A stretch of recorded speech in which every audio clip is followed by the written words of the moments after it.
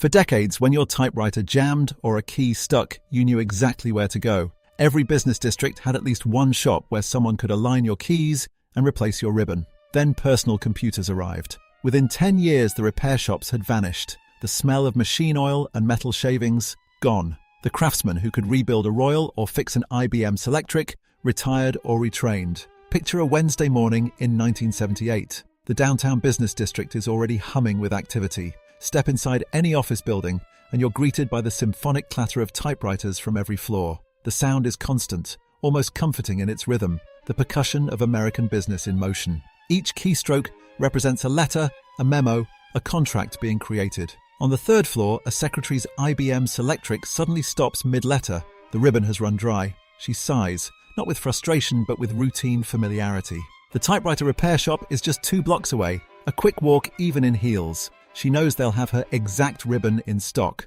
They always do. The repair shop's window is a carefully arranged display of the tools of communication. Ribbons are organized by brand and model, black, blue, and the occasional red for emphasis. Small wooden boxes hold sorted keys in various fonts. A handwritten sign promises "while you wait" service for minor repairs, a business model built on efficiency and trust. Inside, the atmosphere is a blend of workshop and clinic. A long wooden workbench dominates the back wall, covered with typewriters in various states of disassembly. Tools hang precisely on a pegboard, each one shaped for a specific task that most people would never understand. The air carries the distinct smell of machine oil, metal shavings, and the faint sweetness of ink. The repairman himself is instantly recognizable in his brown canvas apron, stained with years of ink and oil. His hands move with practiced precision, testing each key with methodical patience. He doesn't need to look at the keyboard. His fingers know where each letter should be, how each mechanism should feel when properly aligned.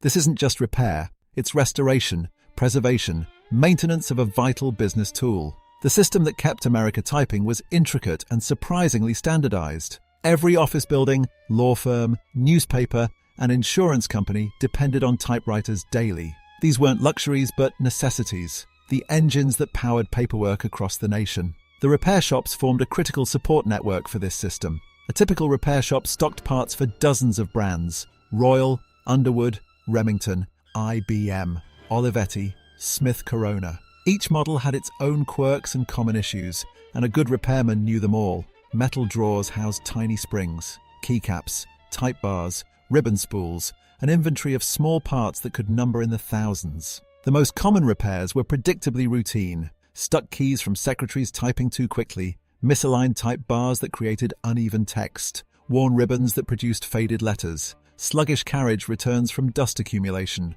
In the hands of a skilled technician, these problems were solved in minutes, not hours. Most repairmen learned their trade through formal apprenticeships or on-the-job training. Many had been working on the same machines for decades, witnessing the evolution from manual typewriters to electric models to the sophisticated IBM Selectrics with their revolutionary ball-head typing element. Their knowledge wasn't documented in manuals but passed from hand to hand, generation to generation.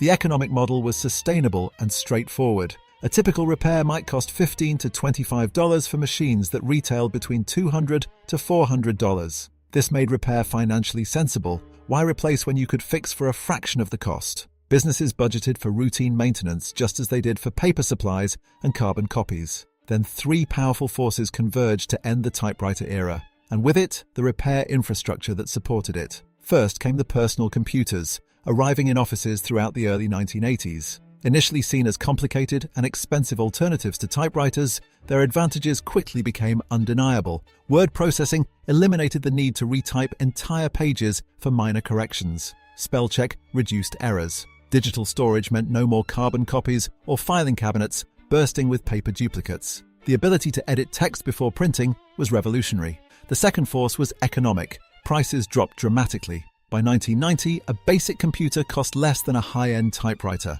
Software updates replaced mechanical maintenance. While typewriters depreciated over time and required more frequent repairs as they aged, computers could be upgraded with minimal cost. The financial equation that had made repair sensible was completely inverted. The third and perhaps most significant force was the complete transformation of office workflow.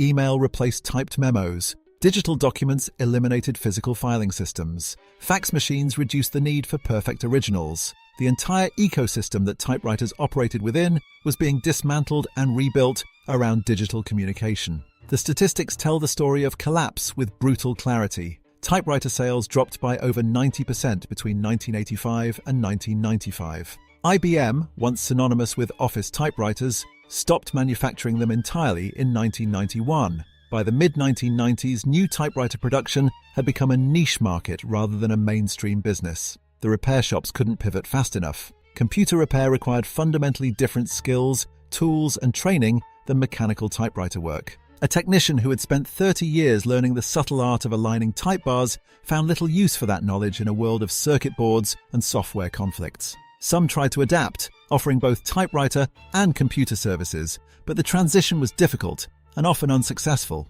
The economics that had sustained typewriter repair became increasingly untenable. Typewriter repair required specialized knowledge of mechanical systems, springs, and precision alignment, skills that took years to develop and refine. Computer problems, in contrast, were increasingly solved with software updates or component replacement rather than actual repair. Labor costs for skilled mechanical repair soon exceeded the price of new computers. As typewriters aged, parts suppliers stopped manufacturing components, making repairs more difficult and expensive. Even inventory became a challenge. Storing parts for dozens of obsolete models tied up capital that small businesses couldn't afford to lose. The last bastions of typewriter use, insurance companies and law offices that required carbon copies and physical signatures, eventually switched to computers for efficiency and storage advantages. By the late 1990s, a typewriter on a desk had become a curiosity rather than a standard piece of equipment. What was lost wasn't just a business model, but an entire relationship between writers and their tools. The personal connection with the repairman who knew your machine's quirks and history disappeared. These weren't anonymous transactions, but ongoing relationships built on trust and shared knowledge. Your repairman might remember that your E-key always stuck in humid weather, or that your carriage return needed extra oil in winter. There was a distinctive satisfaction in using a perfectly tuned typewriter that would last another decade with proper care. Each machine had its own personality, the tension of the keys, the sound of the bell at the end of each line, the weight of the carriage return. A well-maintained typewriter was an extension of the writer's thoughts, a physical embodiment of their work. The craftsmanship involved in typewriter repair was extraordinary. Adjusting type bars to hit exactly the right spot on the platen required precision measured in fractions of millimeters. Balancing the tension of dozens of tiny springs determined how a keyboard felt under the fingers. This wasn't just repair, it was mechanical artistry. Even the sound has been lost. The crisp, even, rhythmic clatter of a well-maintained typewriter versus the near-silent tapping of computer keyboards. There was an audible satisfaction to typewriting, a percussion that matched the pace of thought. Writers often spoke of the physical connection to their work, feeling each letter strike the page, hearing their thoughts take shape in real time. The end of the typewriter repair era came not with protests or campaigns to save a beloved institution, but with quiet closures, one shop at a time. Repairmen retired or learned computer skills, but the mechanical expertise largely died with them. The specialized knowledge, accumulated over decades of hands-on experience, simply evaporated from the American workforce. The last dedicated repair shops survived into the late 1990s, serving writers and collectors who preferred typewriters for aesthetic or practical reasons. Today, finding someone who can properly service a vintage typewriter has become nearly impossible in most American cities. What ended wasn't just a business model, but an entire ecosystem of craft, knowledge, and service. If you remember the satisfaction of a freshly repaired typewriter, the smooth action of each key, the perfect alignment of letters on the page, the confidence of knowing your tool would not fail you, you remember something that can't be replicated in our digital age. Did you ever use a typewriter? Do you remember your local repair shop or the repairman who kept your machine running? Share your memories in the comments below.